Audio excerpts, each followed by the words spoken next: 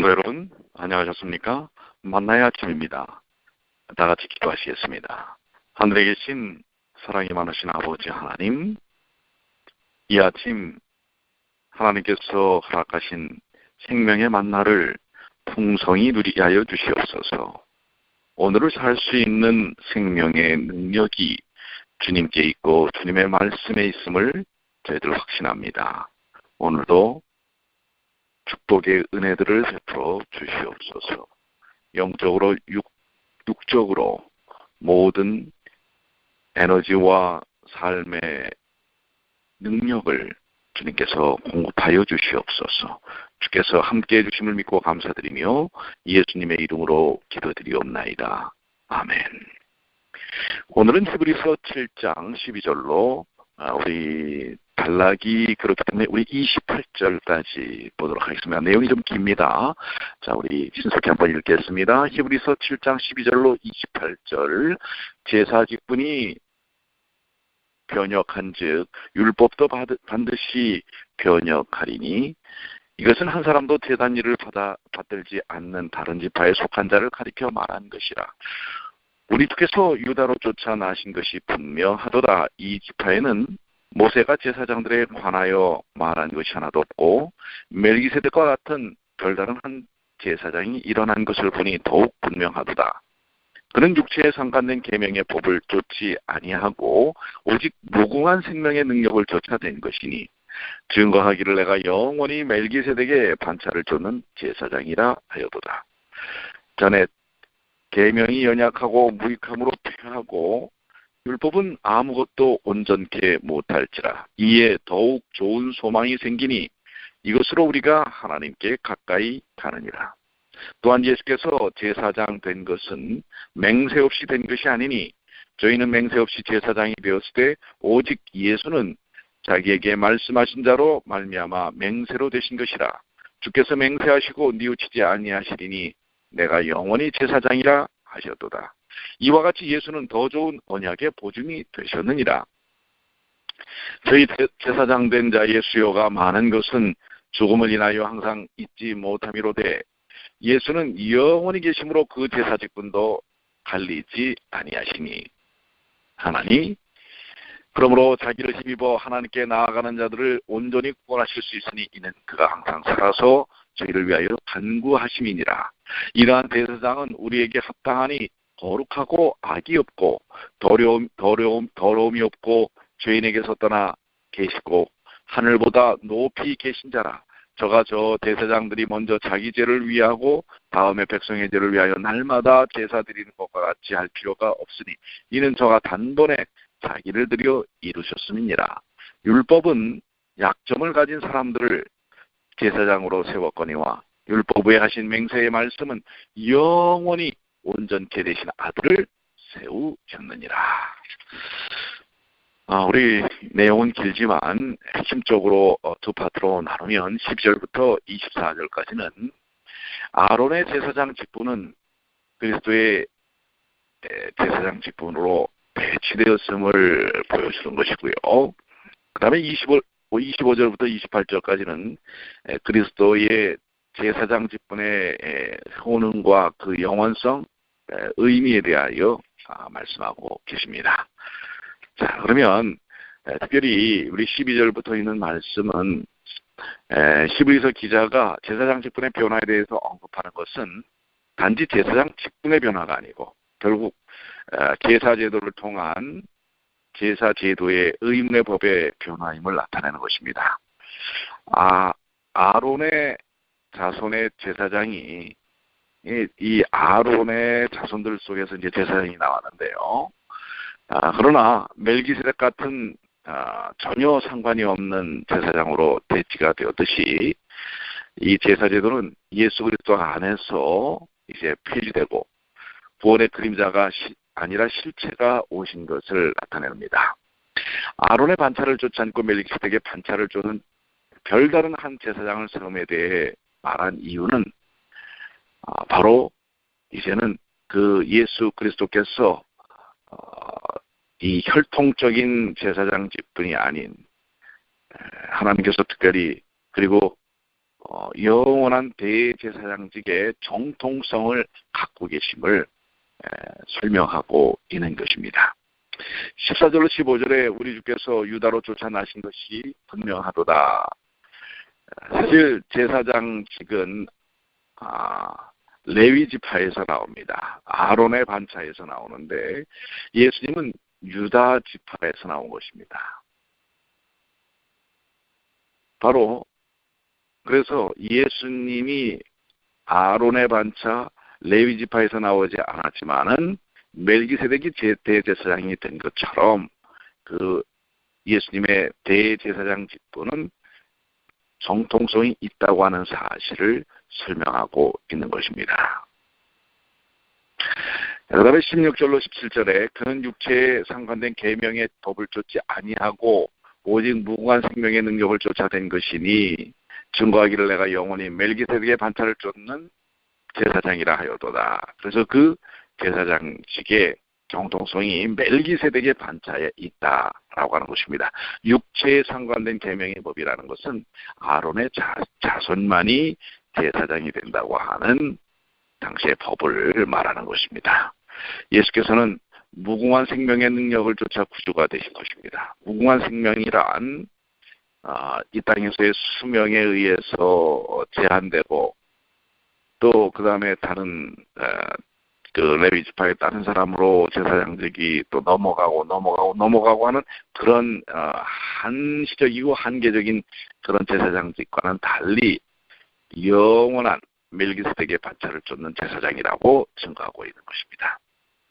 18절 19절에는 이는 전에 계명이 연약하고 무익함으로 패하고 이에 더 좋은 소망이 생기니 이것으로 우리가 하나님께 가까이 가느니라.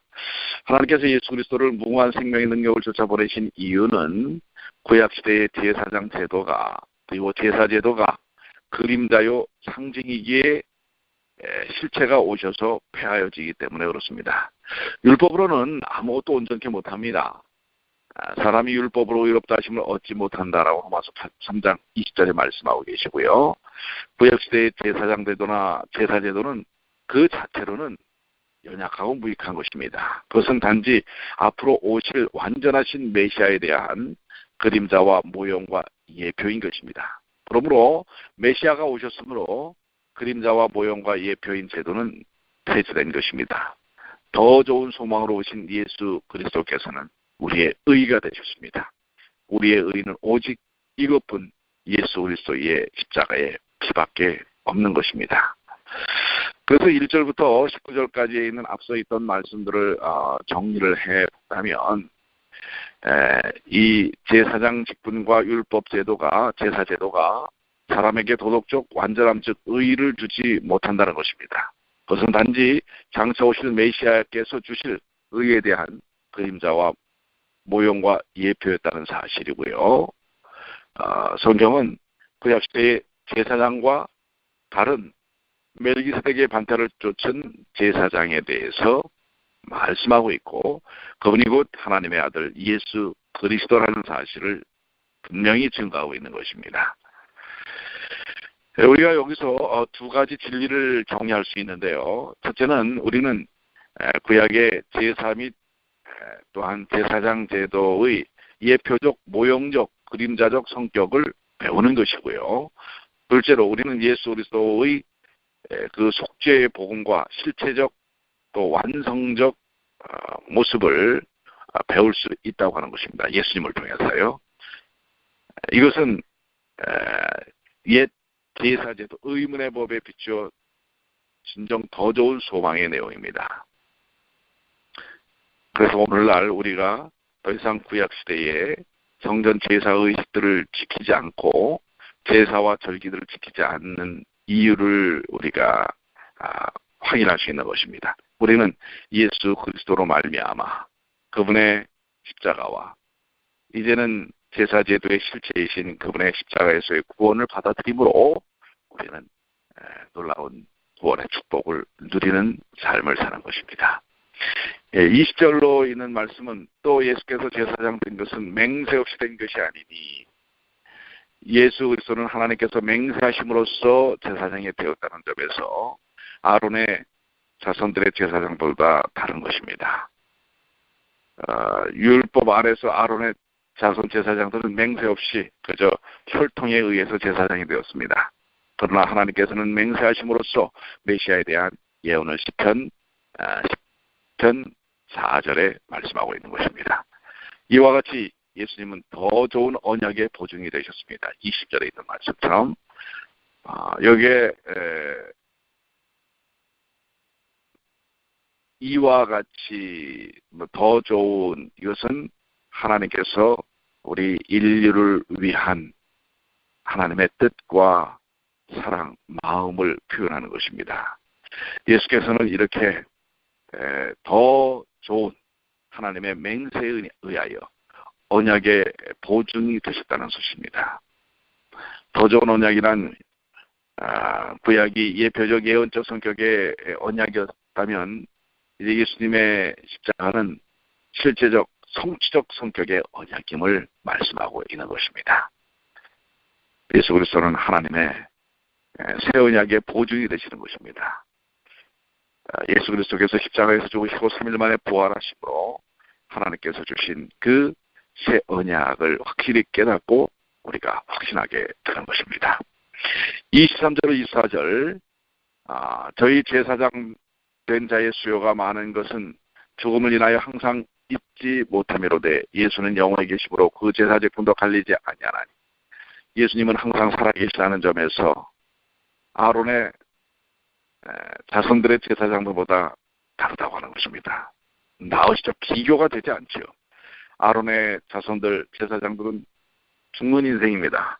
그러므로 그들은 수요가 많아야 합니다. 그러나 한 분 예수 그리스도는 영원히 살아계신 분이며 따라서 그분의 제사장 직분도 갈리지 않고 영원히 변하지 않습니다.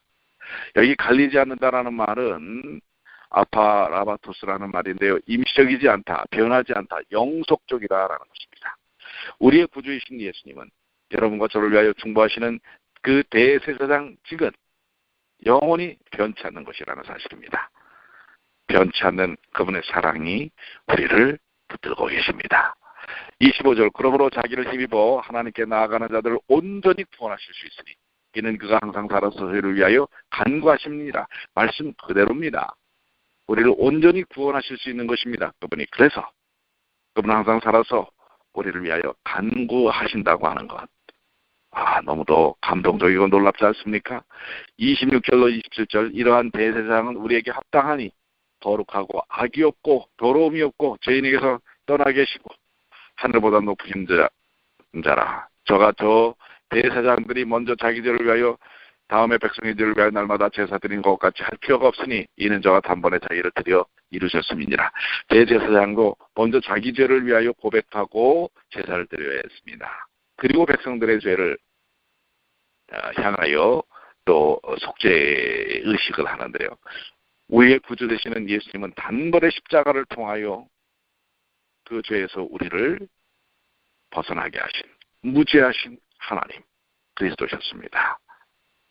단번에 이루어진 의, 오늘 여러분과 저를 위해 그것이 허락된 것입니다.